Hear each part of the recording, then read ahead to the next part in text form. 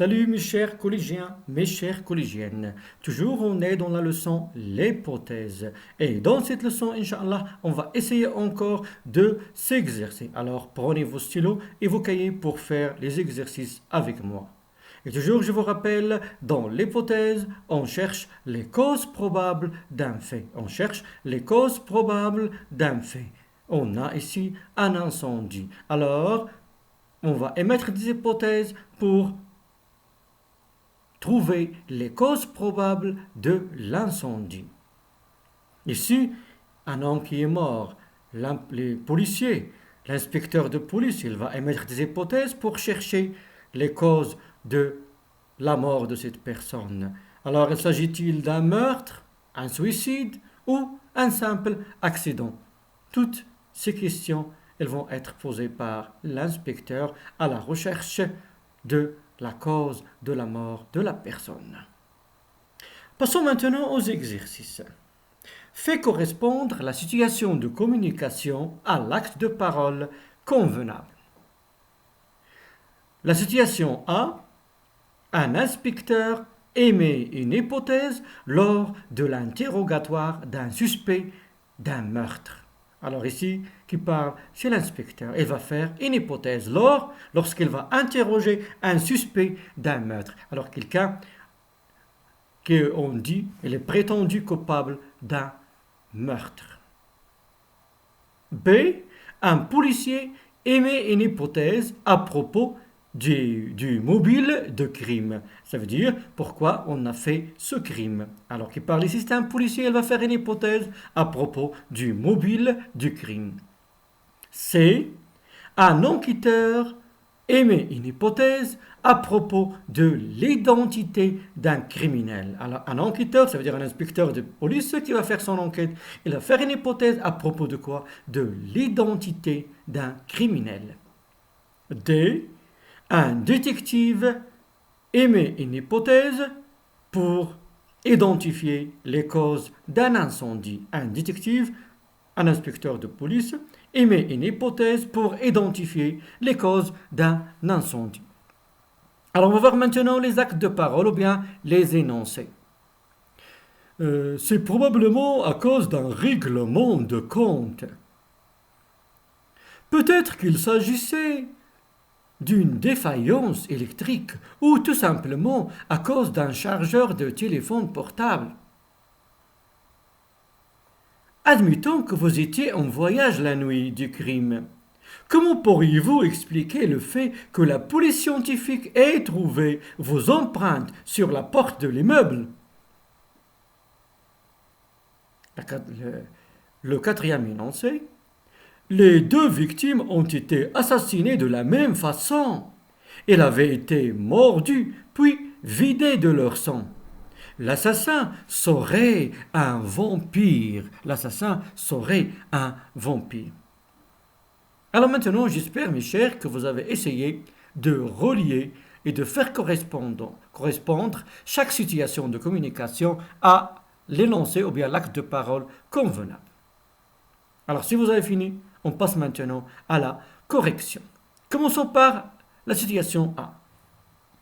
Un inspecteur de police émet une hypothèse lors de l'interrogatoire d'un suspecté d'un meurtre. Alors, ici, où est l'énoncé convenable? Admettons que vous étiez en voyage la nuit du crime. Comment pourriez-vous expliquer le fait que la police scientifique ait trouvé vos empreintes sur la porte de l'immeuble? Alors ici, l'inspecteur il a fait une hypothèse. Et qu'est-ce qu'il a utilisé pour faire l'hypothèse? Il a utilisé le verbe admettre. Admettons que. Admettons que. Passons maintenant à la deuxième situation de communication. Un policier émet une hypothèse à propos du mobile du crime. Les mobiles du crime, ça veut dire pourquoi on a commis le crime. Alors, quel est l'énoncé convenable ici? C'est probablement à cause d'un règlement de compte. C'est probablement à cause d'un règlement de compte. Et ici, on a utilisé c'est probablement pour émettre l'hypothèse. Passons maintenant à la situation de communication C. Un enquêteur émet une hypothèse à propos de l'identité d'un criminel. Quel est l'énoncé convenable? Les deux victimes ont été assassinées de la même façon. Elles avaient été mordues, puis vidées de leur sang. L'assassin serait un vampire.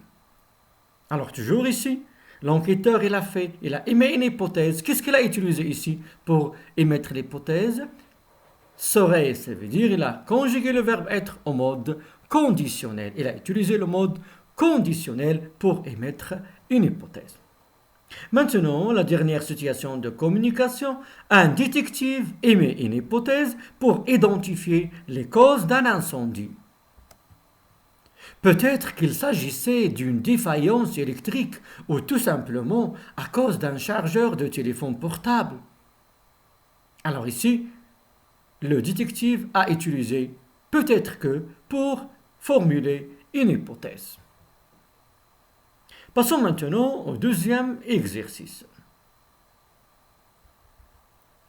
Fais correspondre la situation de communication à l'acte de parole convenable. Voilà la correction. Passons maintenant au deuxième exercice. Complète le tableau suivant. Ici, on va voir le raisonnement à partir d'une hypothèse. Commençons par le premier énoncé. La mort du petit garçon trouvé égorgé dans la forêt aurait été provoquée, selon certains, par les chasseurs de trésors qui utilisent les enfants zohri dans leur rite. Mais, selon d'autres, il aurait été causé par les trafiquants d'organes.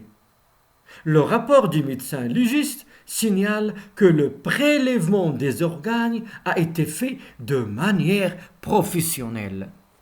Alors ici, quelle est la situation de communication? Ça veut dire qui peut formuler cette hypothèse ou bien qui peut raisonner aussi à partir d'une hypothèse ici. Alors ici, qui peut, si toujours on a un inspecteur de police. Alors ici, qu'est-ce qu'il a fait l'inspecteur de police? Il a fait, ou bien il a émis des hypothèses pour trouver le coupable d'un crime. Maintenant, quelle est la première hypothèse formulée par l'inspecteur?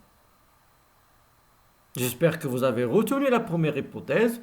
Alors, la première hypothèse, c'est que les coupables seraient des chasseurs du trésor. Des chasseurs du trésor, ça veut dire ceux qui cherchent les trésors. Et ils ont besoin, selon leur rite, des enfants zohri. Maintenant, quelle est l'hypothèse qu'on a développée? L'hypothèse qu'on a développée ici, que les coupables seraient des trafiquants d'organes. Ça veut dire ceux qui vont voler les enfants, ou bien les personnes, les tuer pour vendre leurs organes. Alors voilà l'hypothèse qui a été développée par l'inspecteur. Maintenant, passons au deuxième raisonnement, ou bien le deuxième énoncé. Il se serait jeté du haut de l'immeuble. Il se serait jeté du haut de l'immeuble. Mais la police privilégie l'hypothèse d'un meurtre. En effet, plusieurs traces de pas encore fraîches ont été trouvées sur la terrasse du bâtiment. Toujours ici, qui va émettre ou bien qui va raisonner ici à partir des hypothèses. Ici, toujours, on a l'inspecteur de police. On cherche les causes. On a trouvé un homme mort, alors on cherche les causes de la mort de cet homme. Alors c'est un inspecteur qui formule des hypothèses pour expliquer les causes de la mort d'une personne. Maintenant, quelle est la première hypothèse émise par l'inspecteur?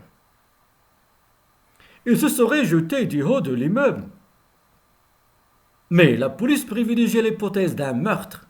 En effet, plusieurs traces de pas encore fraîches ont été trouvées sur la terrasse du bâtiment. Alors, quelle est la première hypothèse? C'est que la personne se serait jetée du haut de l'immeuble. Ça veut dire que c'est un suicide. Mais l'hypothèse qu'on a développée ici.